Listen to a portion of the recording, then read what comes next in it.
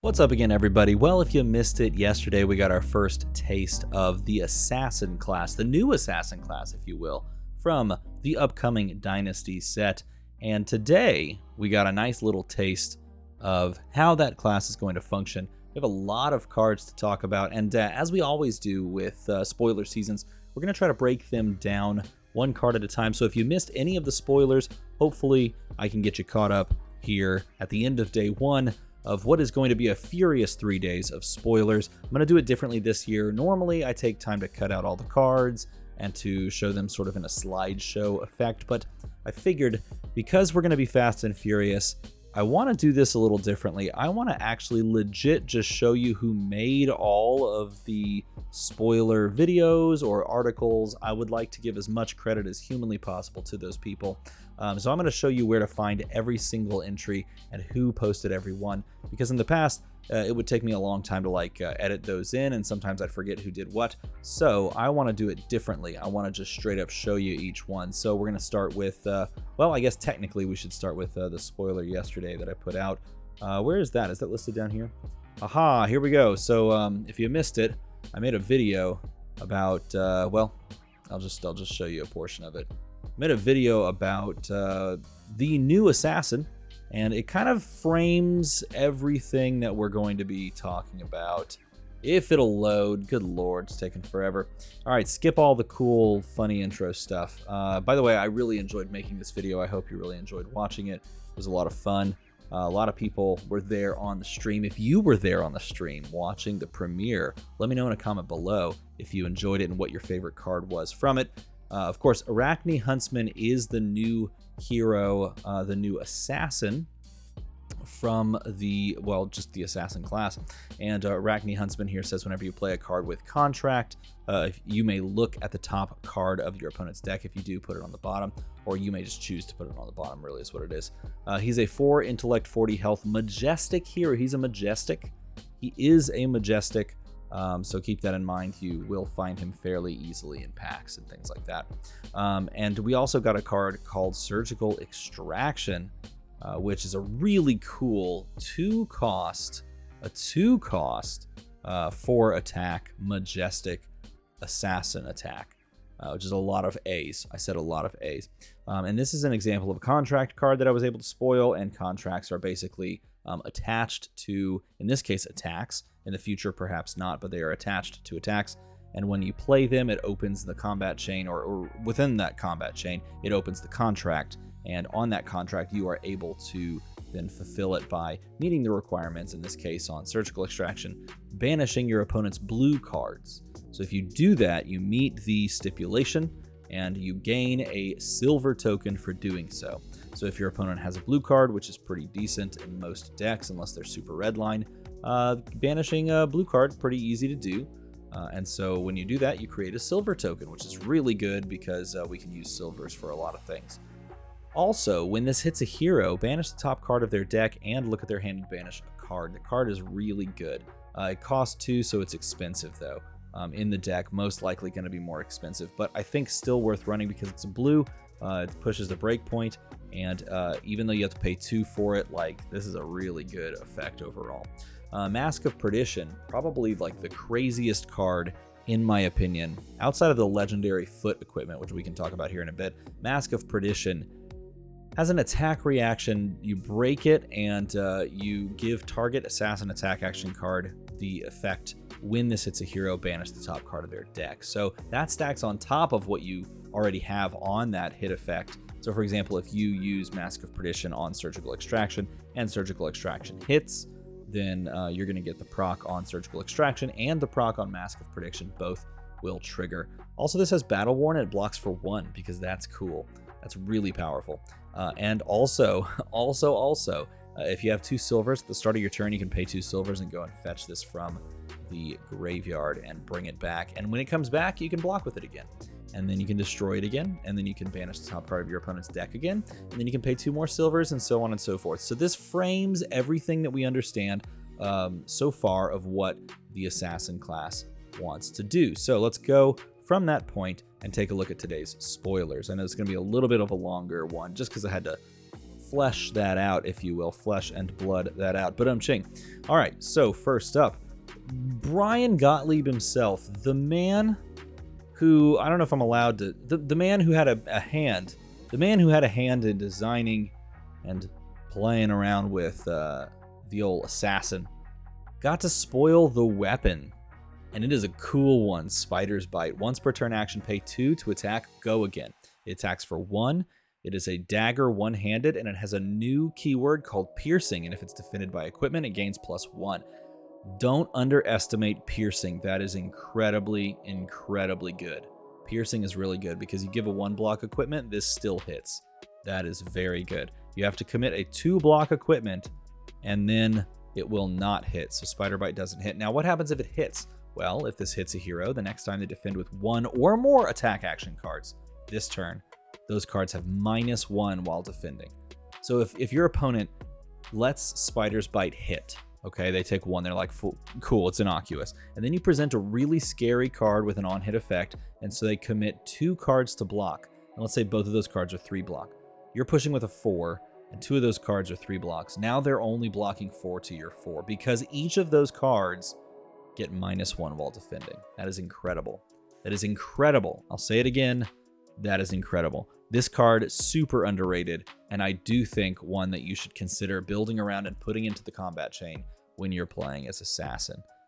Very, very good card. That is really strong. And yes, you do have 2 of them. They are rares, and that card is legit. Those weapons, very good, but they are expensive. They do cost 2, and that is important to weigh the cost there. Hey, let's go to card markets. Spoiler, card market, Black Tech Whisperers, and we need to see this one because it is the legendary equipment.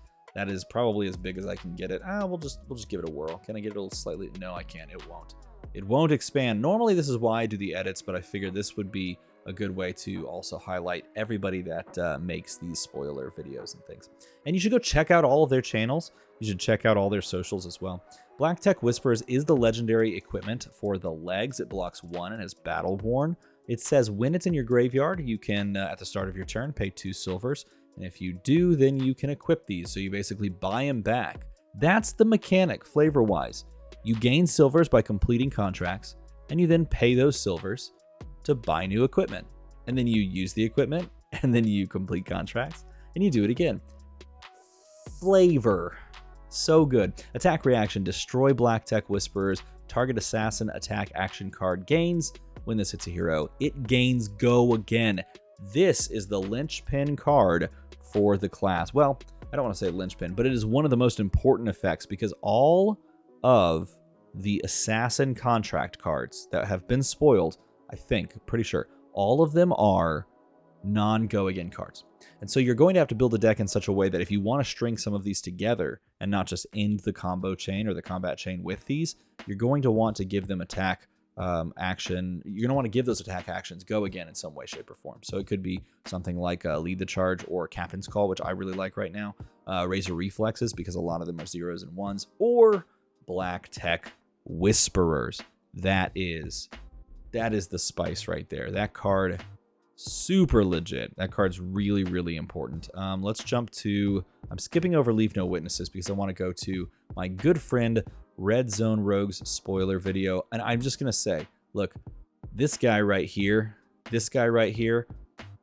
has a good spoiler video. You need to go watch the open because it's super solid. Absolutely killer. All of these you need to go watch. All of these you need to go watch. And this one particularly is really good. In fact, I don't want to spoil it too much. Go watch it because it's pretty hype. He did a good voice for the assassin as well. Did a good voice for the assassin. Eradicate is the card that he got to spoil. It is a beautiful foil Majestic. Probably the best card that we've seen as far as contract cards, probably. It is a 1-cost yellow pitch Majestic. Doesn't come in a cycle. Attacks for 4. It's got that breakpoint. And it says contract. You're contracted to banish your opponent's yellow cards. Okay. Some decks this doesn't have any effect into. You probably still run it because obviously you get a silver token if you complete the contract. But that doesn't matter because when this hits hero, even if you don't complete the contract, banish the top X cards of their deck where X is the damage dealt by Eradicate. Now, understanding that all contract cards have these different stipulations and are looking for you to banish different things, and you necessarily don't have control over your opponent's deck composition, this card smooths that out, because what it does, if you can string together a few of these disparate, connected contracts, right? Let's say you go contract attack that looks for banishing, 0 or 1 cost, right? You give it go again. Contract attack that looks to banish blue cards or whatever, red cards. I don't think we have a red card one. Maybe we do. Maybe I missed it. Or, one that banishes cards with go again on it. And then you hit Eradicate. And Eradicate connects. Even if the other 2 attacks did not connect and banish cards, if Eradicate connects and it deals 4 damage, it banishes 4 cards and can complete the previous contracts that you have not completed. And in doing so, you get silver on silver on silver. And that is very, very cool. So this, in a big way, is a really good card. And again, I want to say, go and check out Kel's video because it was very well put together. And he talks a lot about how to set this up. So I recommend that you go and check that out. Leave no witnesses. Let's jump to Star City Games. Spoiler, Star City Games has a beautiful foil, not foil, what was I saying? A beautiful playmat. I bet this is pretty in foil, though. Leave no witnesses is their spoiler. It is a Majestic as well. It's a 0 cost red Majestic. Oh, this one does banish the red cards. We do have a red card, silly me. And this one says, when this hits a hero, banish the top card of their deck and up to 1 card in their arsenal. And this card is a staple. This is like, you know how Command and Conquer is really good because it presents, 6, which is awkward because it's a 2-card block as long as 2 cards are like 3 blocks, and it can't be defended by defense reactions, and it also blows up the arsenal, right? This is similar in that you don't have to pay anything for it. It attacks a breakpoint of 4, which is awkward because it requires like 2 2-card blocks, like 2 2-block cards, or it requires like 1 card plus equipment, or something to that effect, right? And this also blows up the arsenal. So this is like Command and Conquer in a very real and special way for Assassin. Just picture that. This is a Command and Conquer-esque. It's not perfectly Command and Conquer, but it's Command and Conquer-esque for Assassin. That is a very powerful card. This is a really, really good card. Now, again, all of these cards that we're going to be talking about, some of them very good, like Eradicate, very good. This card, very good. No go again. That's the important note, because you have to string these together, or you can string these together. If you can, then you're going to get real big returns on your investment. And if you can't string them together, that's okay too, because you can still get the benefit, the bonus. But I feel like stringing them together is probably what you're going to want to try to do, so that you can trigger some of these banishes. Now, jumping over to the old Alpha Investments Payday, a Majestic. We'll jump ahead in the video. I'm just going to say it. Rudy has some of the funniest videos. He has some of the funniest videos because, especially in this one, he flexes on everybody a little bit. So Payday here. Payday says 0 cost non-attack action card blocks for 3. All of these so far have blocked for 3, by the way. This is a Majestic. It pitches blue. And it says if you completed a contract this turn, create 4 silver tokens. It's interesting. I feel like I would run this simply because it is a 0 cost blue that blocks 3. And maybe you can string, like an attack into this, hopefully hitting with the attack. But I feel like it's not going to trigger very often because you have to consider the possibility of setting up a hand wherein you can string together attacks, or maybe just one attack that hits, and then you play this out there, right? Because technically you can play this for no effect, so at the very least you can get it out of your hand. But I feel like you can also just pitch this. Maybe if in a late game scenario you pitch stack this, or you not really pitch stack, you just cycle this for like the second cycle of the deck when your opponent's a little bit more fatigued and things are a little closer, and you hit, and then you get the 4 silvers. That allows you to go and get both of your pieces of equipment back and gets you 2 block effectively, and allows you to kind of use those effects again. I feel like this could be effective maybe in the late game. Possibly in the late game, this makes a lot more sense. So it makes sense why it's a blue, so you can pitch it early. Yeah, so maybe this does have some effect, but I don't think that you can really bank on it to be huge early game, unless we just don't know, and this is a very real possibility, unless we just don't know enough about the old assassin to figure out how it wants to play aggressively right now. Shred, I don't know if I can show the art to this card. Can I show the art to this card? If I click this, will I get immediately demonetized?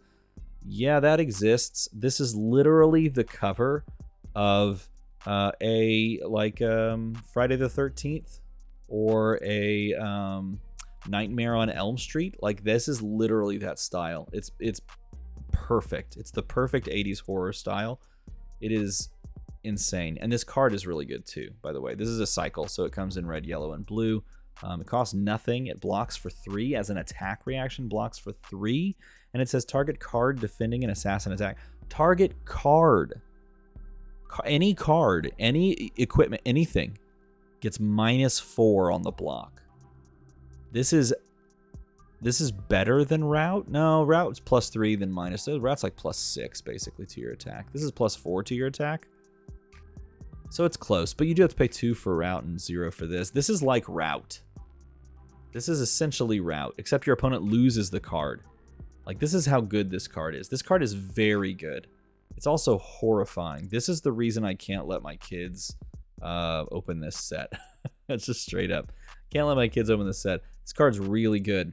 I've said this a lot about the Assassin cards. Here's the reason why these cards, I think, are just plain good. One, I don't know if we know enough about like how good they are within the context of the game.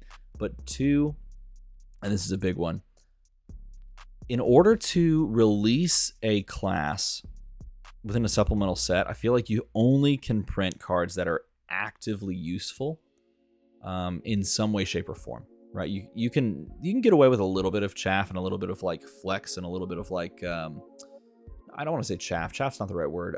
Like, there's people out there, and I'm myself included, that love to find cards that just don't work and try to make them work.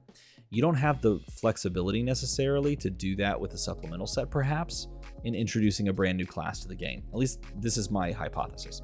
And so all of these cards have some benefit to them. They have some clear power level play.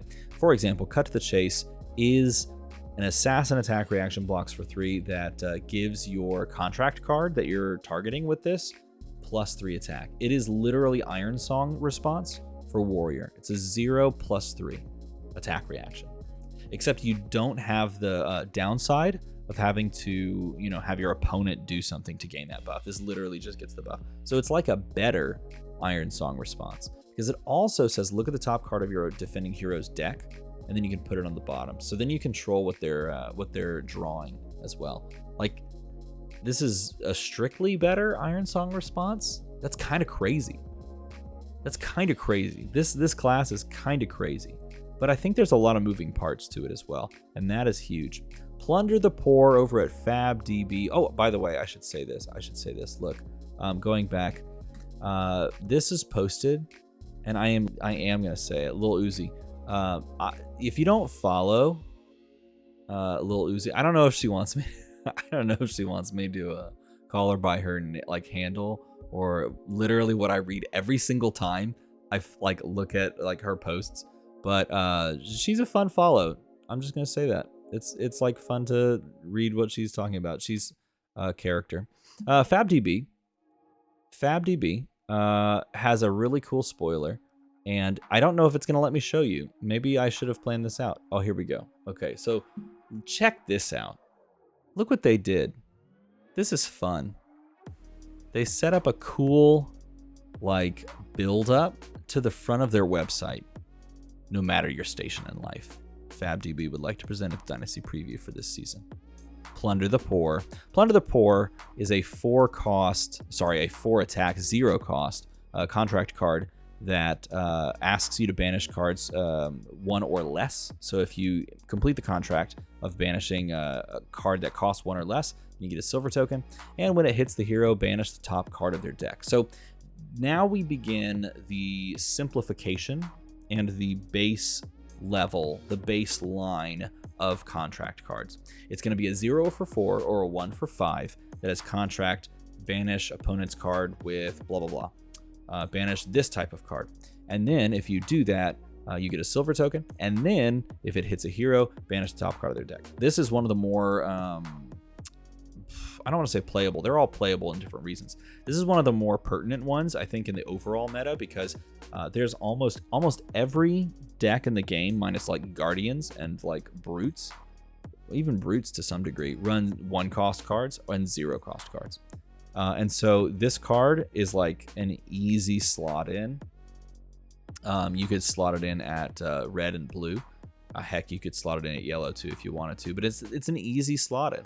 Over on FabDB, feel free to check that out. FabDB also a great place to build decks as well. Rob the Rich is like the opposite of Plunder the Poor. Look how cool that art is.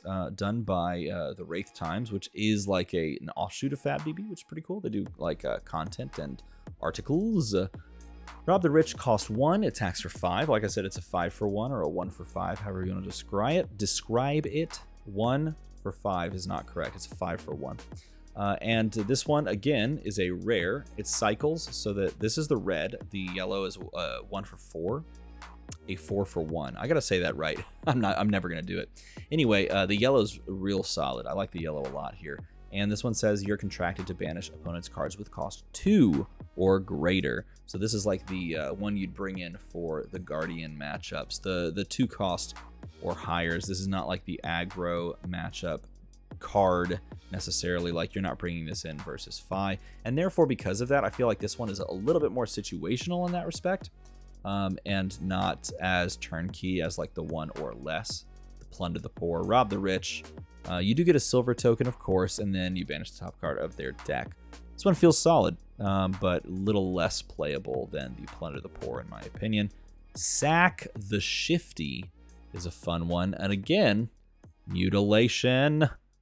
But I'm just going to put it on there. There it is. Sack the Shifty is a 0 for 4.